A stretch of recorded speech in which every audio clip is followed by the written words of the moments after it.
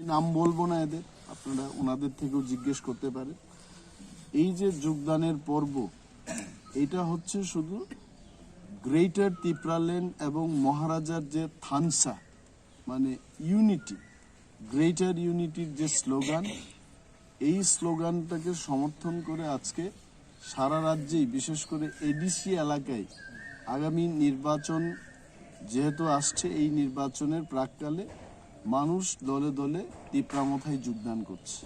এবং আপনাদের মাধ্যমে আমরা এটাও জানাতে চাই, আগামী বেশ কয়েকদিনের মধ্যেই ইভেন আইপিএফটি দল থেকে ধস নামছে, বহু নেতা কর্মীরা আমাদের সাথে যোগাযোগ রক্ষা করছেন এবং ইতিমধ্যেই তাদেরকে এখানে যোগদান করানোর অনুষ্ঠান আমরা শুরু করে দেব। আর যদি আপনারা আমাদের প্রার্থী তালিকার ব্যাপারে জিজ্ঞেস করতে চান, আমি তাও বলে দিচ্ছি যে প্রার্থী তালিকা আমাদের প্রায় চূড়ান্ত, কিন্তু আইনপিটির সাথে যে আলোচনা হচ্ছে আমাদের, অক্টোবর মাস থেকে আইনপিটি দলের সাথে তিপ্রামথার আলোচনা চলছে। এই যে দীর্ঘ একটা আলোচনা, এই পর্ব আজকেই শেষ হয়ে যাবে আমরা আশা রাখছি। হলে হবে অ্যালায়েন্স, আর যদি নাও হয় এটাও শেষ হবে। হলে পর আমরা আমাদের প্রার্থী তালিকা ঘোষণা করে দেব। ধন্যবাদ। আইনপিটির সাথে আপনাদের নির্বাচনী আতাত কি মানে এখন কোন পর্যায়ে আছে? আজকে শেষ পর্যায়ের আলোচনা চলছে এবং এই আলোচনার একটাই ফল আসতে পারে, হয় অ্যালায়েন্সটা হয়েছে, হয় অ্যালায়েন্সটা হয়। একটা রেজাল্ট বেরিয়ে আসছে আজকে। বিজয় রামকলবাবু তো আপনাদের সঙ্গে ছিলেন, সেদিনের কর্মসূচিতে সেটাকে যদি ধরে নেওয়া যায় সেই দিন পর্যন্ত বা আজকে, এখনো তো আলোচনা চলছে, আমরা বলবো এটা পজিটিভ। কিন্তু রাজনীতিতে কি বলবো, এখন যদি কোনো একটা বিষয় নিয়ে যদি দ্বিমত হয় তাহলে আমরা সেই মতানৈক্যকে আর নিয়ে চলবো না।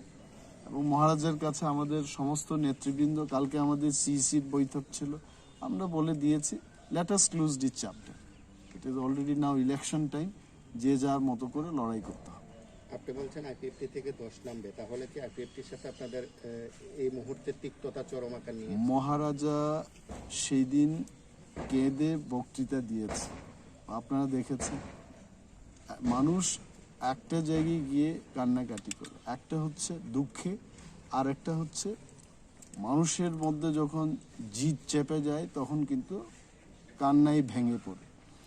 তো মহারাজার কান্না তো ছিল দুঃখের কান্না, যে আমি এত চেষ্টা করেছি থানসাকে আনার জন্য, আমি এটা চেষ্টা করেছি, অক্লান্ত পরিশ্রম করেছি, কিন্তু যখন থানসাই আসছে না, এটা কিন্তু দুঃখ।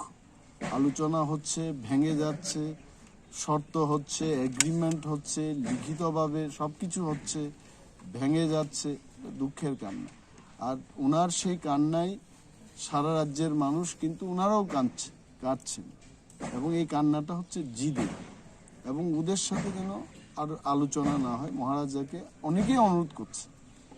আমার মনে হয় না এই পর্যায়ে আইপিএফটির সাথে আমাদের কিছু হবে বলে অন্তত আমার জানা নেই। আর কয়েক ঘন্টা পরে